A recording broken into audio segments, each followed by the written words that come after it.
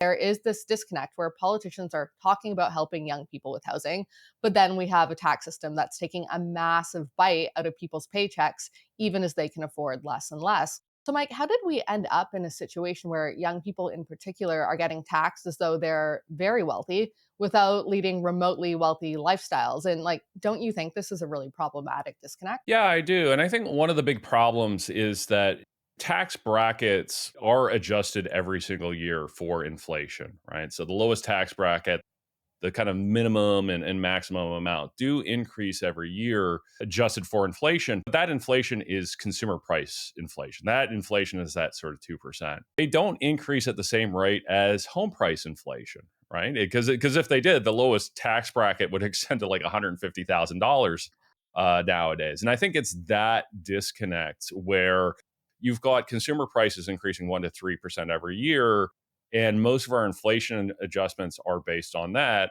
Again, except for GST rebates, which aren't adjusted for inflation at all. The cost of living for young people, particularly the cost of home ownership, has been rising several times faster than overall inflation. So it is a problematic disconnect. And I think it kind of shows these second order effects when you allow home prices to get out of control. It breaks the income tax system, it breaks all of these other things.